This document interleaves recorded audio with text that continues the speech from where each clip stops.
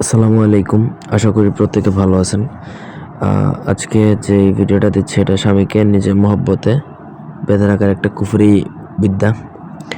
সকলভাবে মনে করেন আপনি আপনার স্বামীকে বশ করা বা নিজের মহব্বতে পাগল করার জন্য অনেক চেষ্টা করছেন, কোনোভাবে কাজ হচ্ছে না। সর্বশেষ যদি উপায় মনে করেন তাহলে আপনি এটা করতে পারেন, নাহলে এটা না করাই ভালো। মানে এটাতে আপনার এমন জিনিস করতে হবে যেটা আপনি করতে পারবেন কিনা ওইটা নিয়েই সন্দেহ। আর নকশাটা দেখেই হয়তো বা অনেকে অনুমান করতে পারতেছেন। তো মনে করেন আপনি আপনার স্বামীকে কোনোভাবেই কন্ট্রোলে নিয়ে আসতে পারতেছেন না, সে আপনার সাথে দুর্ব্যবহার করে আপনাকে ছেড়ে দিবে, পরকীয়া করে, মারধর করে, এরকম যদি সিচুয়েশন হয়, কোনোভাবেই জাদুটনা করে কোনোভাবে মানে কবজায় আনতে পারতেছেন না, ওই সিচুয়েশন যদি হয় তাহলে আপনি এটা প্রয়োগ করতে পারেন, আদারওয়াইজ না করাটাই ভালো। বাদবাকি আপনি যে কোনো সময় আপনি প্রয়োগ করতে পারেন। এটা একবার যদি প্রয়োগ করেন এটা আজীবন লাস্টিং করে। তবে এটার প্রয়োগ বিধিটা জটিল এবং প্রয়োগ বিধিটা একটু নোংরা টাইপের, অনেকের কাছে কীরকম মনে হতে পারে জানি না।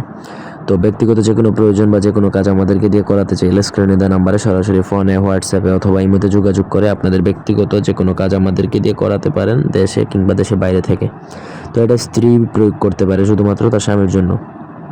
আবার কিছু ক্ষেত্রে এটা প্রেমিকারাও তার প্রেমিকার জন্য প্রয়োগ করা যায়। তবে আপনি কার জন্য করবেন সেটা একান্ত আপনার ব্যক্তিগত ব্যাপার। এটার জন্য আপনার যেই স্ত্রী বা যেই মেয়ে লোক এটা প্রয়োগ করবে তার পিঠের মধ্যে নকশা আঁকতে হবে। তার পিঠের মধ্যে তো আর সে নকশা আঁকতে পারবে না, থার্ড পারসন কাউকে দিয়ে আঁকাতে হবে যে এই কাজটা জানে।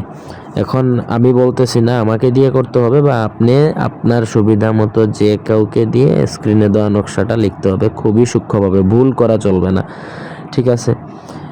এই নকশাটা আপনি স্ক্রিনে যে নকশাটা দেখতে পাচ্ছেন অবিকল এইভাবে লিখতে হবে। তো পিঠের মধ্যে নকশাটা লিখতে হবে হচ্ছে আপনাকে অরিজিনাল কেশরের কালি দ্বারা।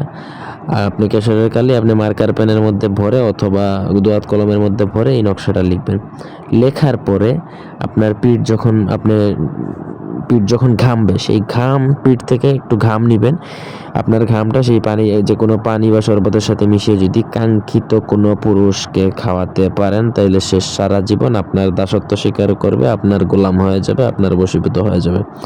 আবার এটা পিঠে আঁকা অবস্থায় যদি আপনি আপনার স্বামী বা আপনি কোনো ছেলের সাথে যদি শারীরিক মিলন করেন তাহলে ওই ছেলে সারা জীবনের জন্য আপনার নিয়ন্ত্রণে চলে আসবে। সে আপনাকে ছাড়া আর সেকেন্ড কোনো নারীর জীবনে চোখ তুলেও তাকাবে না, এরকম একটা অবস্থা হবে। তেমন ফিজিক্যালি ইন্টিমেট শুধুমাত্র স্বামীর সাথেই হতে পারবেন আশা করা যায়, কিন্তু সবার সাথে তো আর হওয়া যাবে না। এখন আপনার সুবিধা মতো কাজ করবেন। ধন্যবাদ।